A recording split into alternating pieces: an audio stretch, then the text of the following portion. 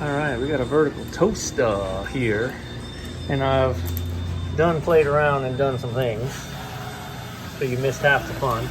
We got a thermostat in here that one of the inside guys changed, which is fine. It was done fine. I don't know whether it wasn't seated well, but the terminal end, man, focus. The terminal end's just fricasseed, and the wire is so brittle. So I ended up cutting a new piece of wire, putting a new end on, making sure everything's seated real nice. Because what was happening is they would turn it on. I've got the thermostat set to off right now. They would turn it to on, and sometimes it would heat and sometimes it wouldn't. And especially it would heat up a little bit and then it would drop out. And then they found times, and I've only been able to replicate it once so far, but so the chains will spin, okay? Chains will spin whether the thermostat's satisfied or not.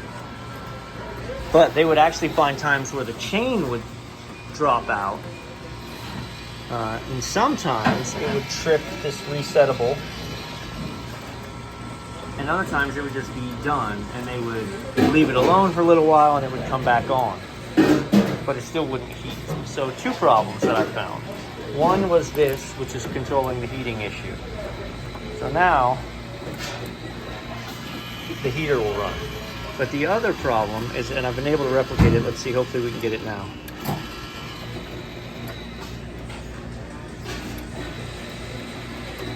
What stops the chain as a safety is there's a press button right here if this lid isn't on. And I broke it and then made it, and it still didn't engage. So I think you've got an intermittent problem with this switch as well. All right, I've done a two-part thing here. I've set it up for the final repair. So I've separated the upper wires, right? So these actually don't go anywhere. These can just hang and be safe. However, so I cut them there and jumped out that switch.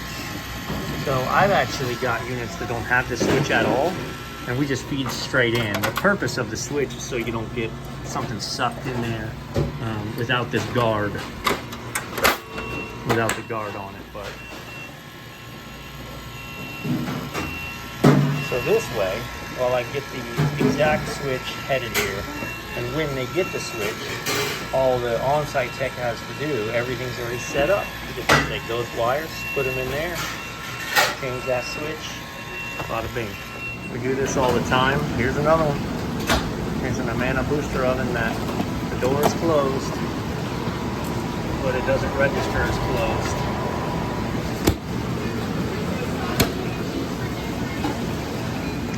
Alright, so here you go. There's two pins. When the door's open, they're up and both buttons are pushed. And both of the buttons have to be released in order for the safety to let go.